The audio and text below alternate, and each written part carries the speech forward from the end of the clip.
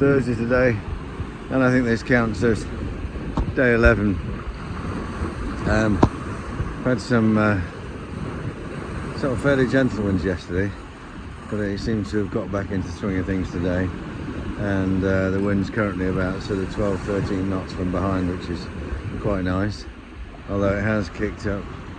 You might be able to see from this footage a bit of a swell running from behind, which is sort of overtaking us, which is kicking the stern of the boat out as they sort of come past. So a little bit rolly, but generally making good progress.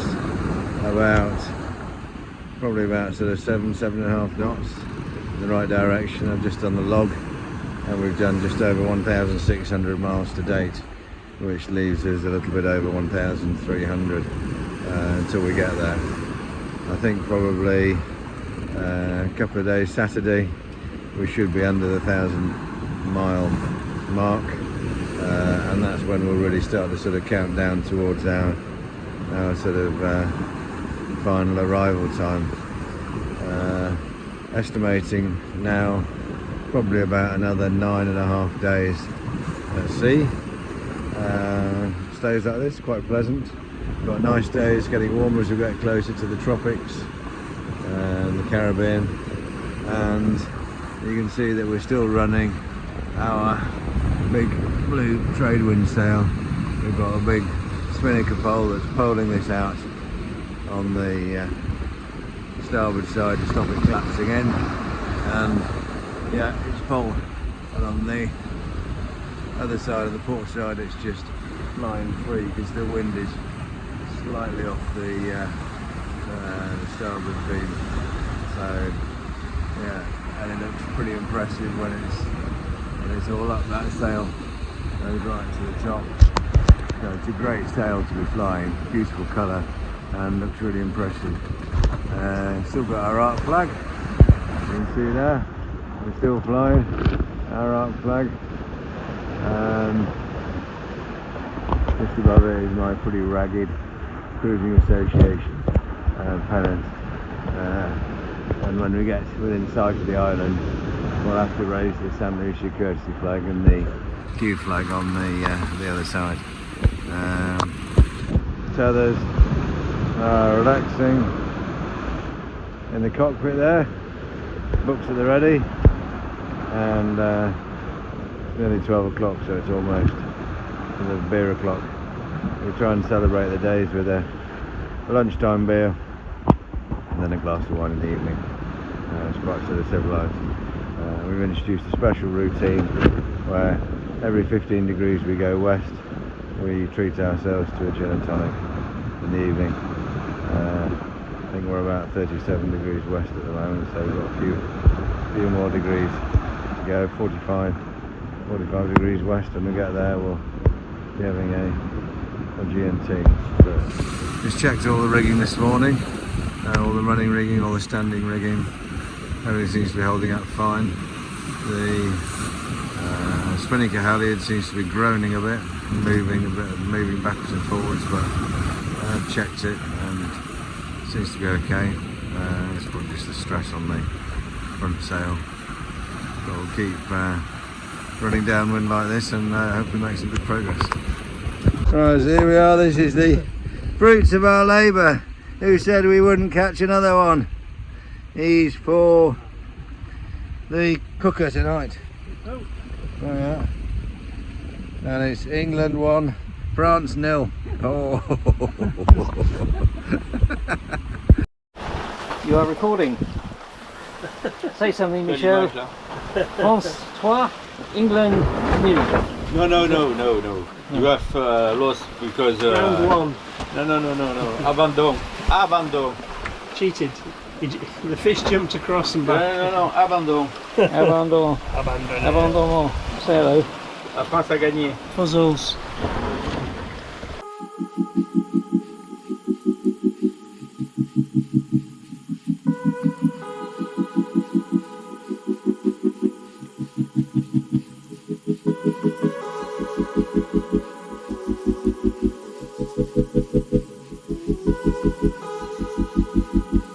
Day 13.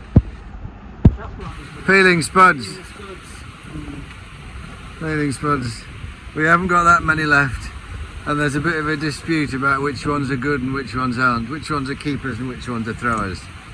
I'd say they're all throwers. No, they're all keepers. and that's the dispute. There you are. Michelle's on steering.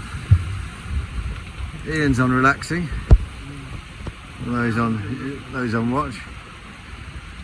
And we've got 1,150 miles left to go, which on my reckoning will get us there a week tomorrow. So this could be almost our last Friday at sea. Yeah. So tomorrow could be a big landmark, because we should get 150 miles done, which will mean we will go under the 1,000 miles left to go, and that'll be almost 2/3 of the way there. We've got a forecast downloaded, says it's going to get windier. We're expecting 20 knots of winds, gust of 25 for about the last 4 days into St Lucia, so got to batten down the hatches and hope for the best. We'll see how we get on. So this is day 14 of our transatlantic trip, Hanse 505, and currently, according to the instruments, we are 1,048 miles from St Lucia, which makes us about 2/3 of the way there, slightly over, but almost 2/3 of the way there. So yesterday it was a busy old day. It was the 13th, and very unlucky for some, we've had a few breakages on board, which are going to cause us a few problems. So I'll turn the camera around and I can show you those. So this is the bowsprit at the end, and also the anchor roller. And normally at the end of this steel plate, you will see this is where our downwind sail, clue of our downwind sail fixes onto the boat, and you see two little points sticking out there from the end of the plate, and there was basically a stainless steel welded fixing on there, a sort of U fixing, which is an eye where the downwind sail basically tacked onto the stainless steel plate. And you can also see that the plate is really bent, where the two points are on the plate is basically bent. And on the right hand side you can see a couple of lines in the metal where it's basically completely bent the metal upwards. So that's obviously the force of the downwind sail, which I have to say is quite impressive when you've got a big following wind. It is there's a lot of power in that sail, but disappointing that was a failure. I'm not quite sure how I'm going to fix that. I think I'll have a look on the Hanse website. They've got a spare parts department, and I think probably the easiest thing is to swap out the whole unit for a new one. A bit disappointing, but I think that's probably going to be the only thing. So you can imagine, yesterday afternoon we just finished tea, massive great big bang, and the trade wind sail lurches up into the air, held only by the two sheets on either side, and the halyard, so flailed out in front of us, and an absolute nightmare to try and lower it down in the wind. But it took us about half an hour. We managed to get it down. It's not rolled up. We stuffed it in the hatch, and so we're now running back on the foresail and the main, which is not ideal because we can't go downwind with it. So we're having to steer a course of about 255. Our ideal course will be about 270. So we're going 255, which is a little bit south of where we want to be. and then when we get to a certain point, we'll push the mainsail over the other side, and we'll come back up to St Lucia on a course of probably about sort of 285, 290. So that's our battle plan, and it slowed us down quite a bit because we're only making about 5.5 knots today.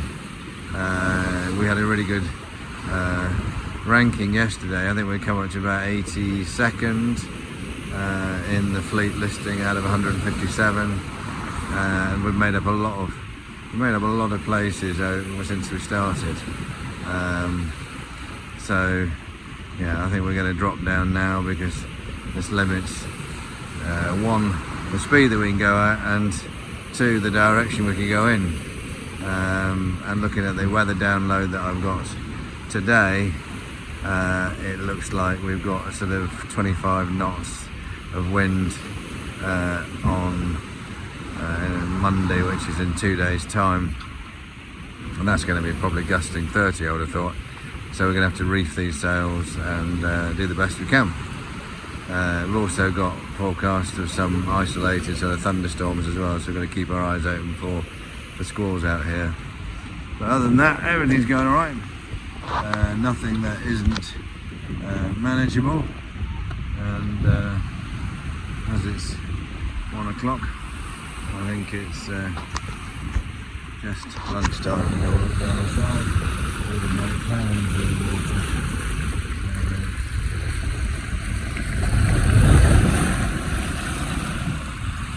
So we're getting there. We are getting there.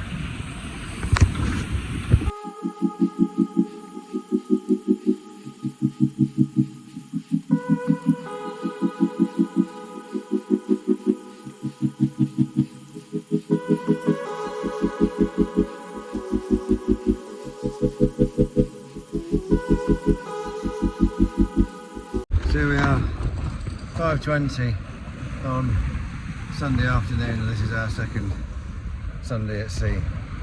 We started at 1 o'clock 2 Sundays ago, so in my reckoning this is we're into our 15th day at sea. So yesterday we had lots of fun and games with the downwind sail braking. I think I did a bit of a recording of where it sheared off the front of the boat. So last night we had a pretty awful night. There was some sort of squalls, storms, rain clouds, all sorts of stuff last night. And just as we finished eating last night, the heavens opened and we got sort of some real gusts of wind coming through just before the rainstorms. And then what tends to happen afterwards is there's absolutely no wind at all, so you just get left becalmed. And they were basically all around us. So we had about 3 hours of getting absolutely soaked and going nowhere. So we got a bit fed up a bit in the end, put the motor up, and we found a way, motored out of there for about an hour to find the wind again. So you can probably tell from behind, we found the wind again. We had a good day today. We put our heads together and looked at what we could do on this downwind sail, and we've got it, you see just behind me, we've got it up and running again. So if I turn the camera around, you can see what we ended up doing. So you see, this is the fixing at the back there that was bent and broken. And what we've basically done is we have put a shackle through the anchor. There's a hole in the casing at the side of the anchor, and we put a shackle through that, another shackle on it, and then we've clipped the downwind sail, the clue of the downwind sail onto that. So we're sort of holding it at the moment and keeping an eye on it, because we don't take anything for granted. But we managed to sort out the sail quite easily and unroll it, and as you can see, it is flying at the moment, and it is one of the most glorious sails to sort of watch, because it just seems blue, beautiful blue, and it sort of goes on forever. and sheets in around the back there. So yeah, it's a lovely sail.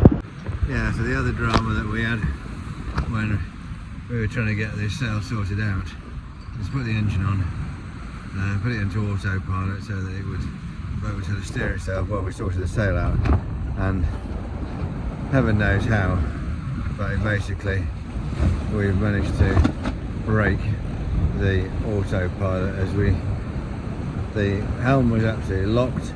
As we tried to sort of free it, had this massive great big snap, and it appears that something has broken in the gearbox of the autopilot, so we've disconnected it all, and it's not the end of the world. When I heard that snap, I thought the cable had gone on the helm, which would have been an absolute nightmare. That would have been a real problem, but so we're without an autopilot for the rest of the trip. It's not the end of the world. We've been using the hydrovane with some success, and yeah, could have been a lot worse. So we're hand steering using the hydrovane until we get in there. Currently, I think I just looked, there's about 915 miles we've still got to run. I had said I thought we'd get it on Saturday morning. We've spent a lot of time messing around last night. Today we haven't been sailing very fast because we've mainly been using the main before we got this sail sorted out. So we're doing about 5 knots, so we've slowed our progress down a bit. And we've got the positions through at midday, but we've gone down the rankings to about 90 now. So I'm not sure we'll get in on Saturday anymore, but hopefully we'll get in on Sunday. So I think we've probably got the best part of another week at sea.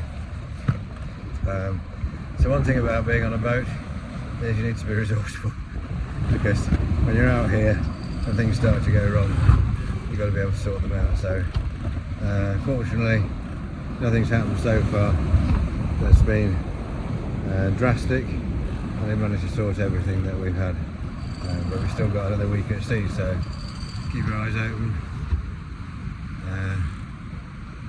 plan for the worst, hope for the best, I think is what they say. And you know, I'm on cooking duty tonight, so I'm doing a chili con carne, so hopefully it'll be well received. And I think as we've gone past the 45th degree west longitude, we've agreed that every 15 degrees we'll have a gin and tonic. And I think after today and last night, everybody's pretty tired. I think we probably deserve one and get back on shift again. Right, so that's it for day 15. Let's hope day 16 is a much easier and tranquil day. Here we are, day 16, and this is the last entry we've got in the log.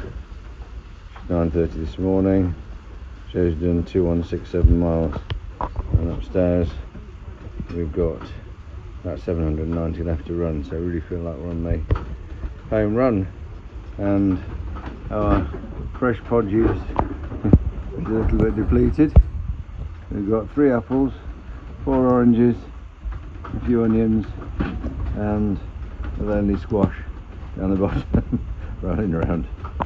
We've got lots of tins and lots of food left, that's all good. Night was uneventful, and we've got Michelle cooking at the moment. Yeah. There we are. Very hot. Very hot. Very hot. There we are. And we're doing something with pomme de terres. Yes. And we've got a medley for lunch with leftover pasta, salami, and a nice little sort of potato stir fry, which you're going to look forward to now.